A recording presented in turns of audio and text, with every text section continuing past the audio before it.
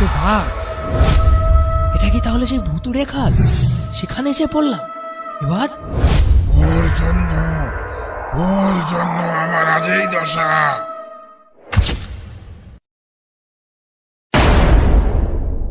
এই তোমরা এক এক করে এসো, তাড়াহুড়ো করবে না একদম। এক এক করে বলো কে কোথায় যাবে, কার কোন পাস লাগবে। হ্যাঁ বলো, নাম বলো, কিসের পাস লাগবে? স্যার, আমার নাম প্রদীপ বাগদি। আমি জঙ্গলে মধু ভাঙতে যাব। মধু ভাঙার পাস 60,000 টাকা লাগবে। আর কোন জঙ্গলে যাবে? আগে স্যার, আমি যাব সজনেখালি। সজনেখালি মধু পাস বন্ধ আছে। গত মাসে 16 জন নিখোঁজ। তাদের একটা গায়ের জামা তো দূরের কথা, একটা লুঙ্গির টুকরো পর্যন্ত পাওয়া যায়নি। আমরা এখন সজনেখালির মধু পাস দিতে পারবো না। অন্য কোথাও হলে বলো। তাহলে স্যার পীরখালি করে দিন। আর ঠিক আছে, 60,000 টাকা দাও। এই নেও বাবু।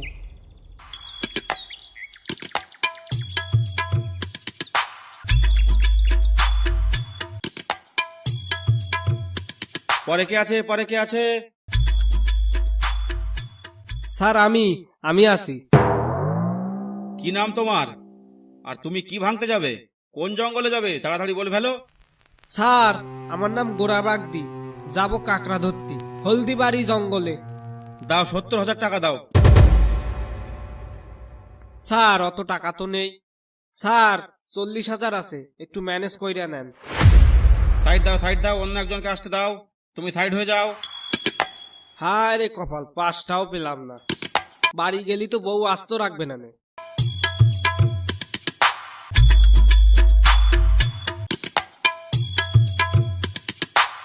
বলো তোমার কি নাম, আর কোথায় যাবে, কি করতে যাবে, সব বলে ফেলো। আজ্ঞে স্যার, আমি কিছু ভাঙতে যাব না। আপনাদের লোক আমার নৌকোটা কালকে বাজে অপ্ত করে নিয়েছে। আমি ওটা নিতে এলু। দিন আমার নৌকো ফেরত দিন। 2,000 টাকা ফাইন দাও, আর ঘাটে নৌকো বাঁধা আছে, নিয়ে যাও। কিন্তু মনে রেখো, তোমার নৌকো যদি আর কোনোদিন কোনো কোর এরিয়ায় ধরা পড়ে তো আর কোনোদিন ফিরে পাবে না, এই বলে দিলাম। আজ্ঞে হুজুর, আর যাব না।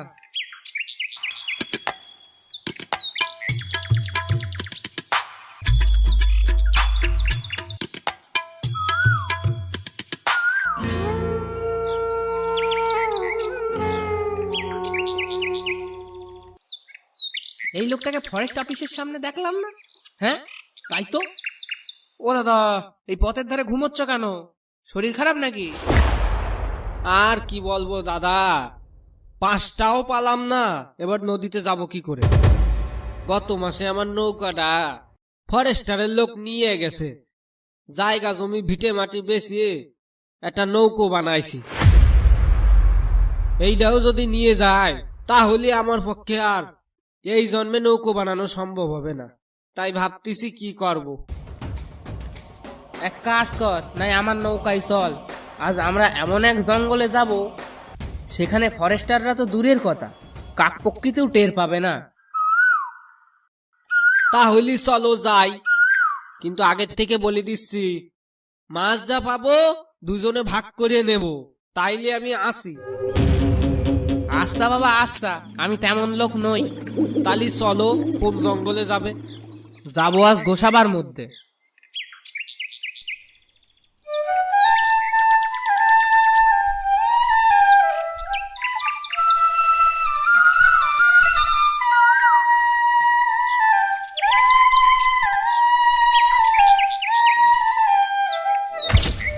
জয় মা, মাগো রক্ষা করো আমাদের মা।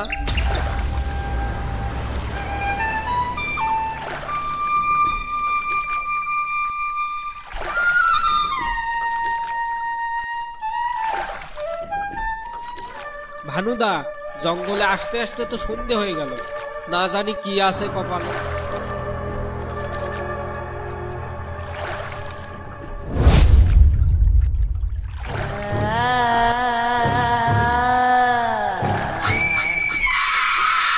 গোরা, কি জন্য একটা দৌড়ে গেল? তুই কি দেখলি? কি গেল, ভাগ নাকি? না, ভাগ না, তার থেকে ভয়ানক কিছু। কি দেখলি বলবি তো?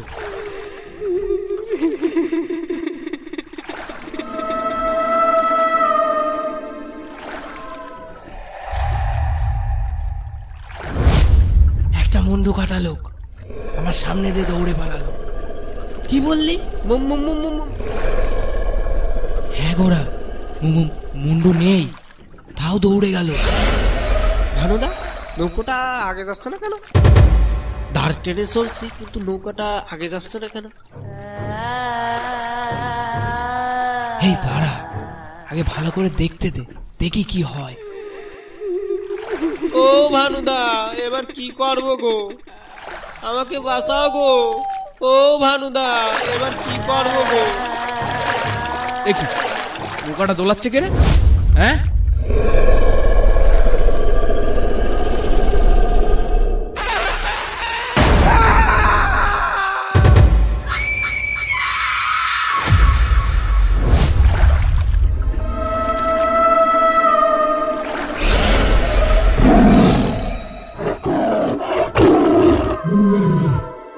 ও ভানুদা, ওই দেখো কি?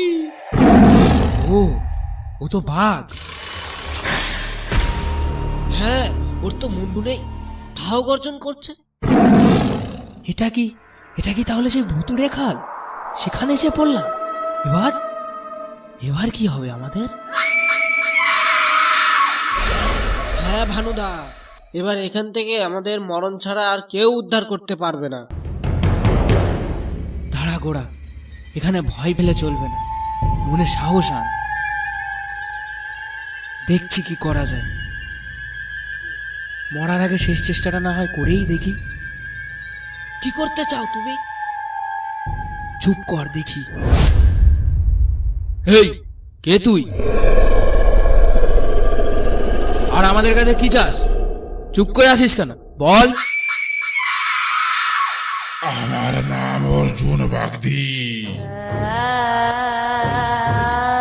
হ্যাঁ, সে তো বুঝলাম, কিন্তু আমরা তো তোর কোনো ক্ষতি করিনি, আমাদের ভয় দেখাচ্ছিস কেন?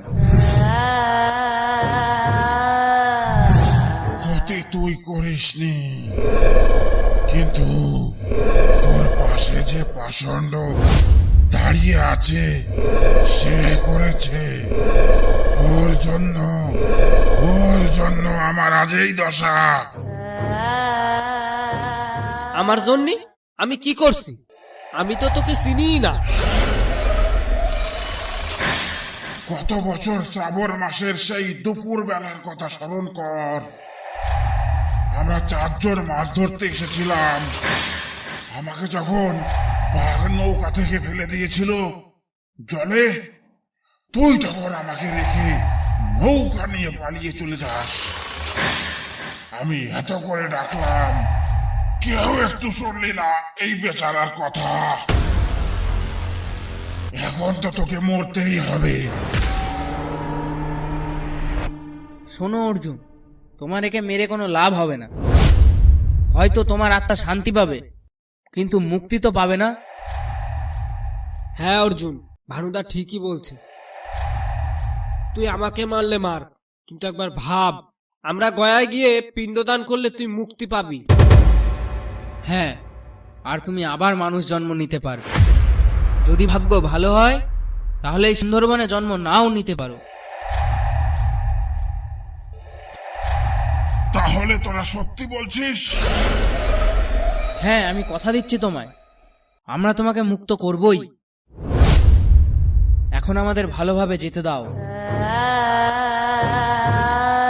যা তাহলে। যদি মিথ্যা বলিস তাহলে তোদের সবাইকে আমি শেষ করে দেব, আর এই জঙ্গলে যারা আসবে তাদেরও রেহাই দেব না। তোরা এখন নিশ্চিন্তে যা। ধন্যবাদ, ভগবান তোমার আত্মাকে শান্তি দিক।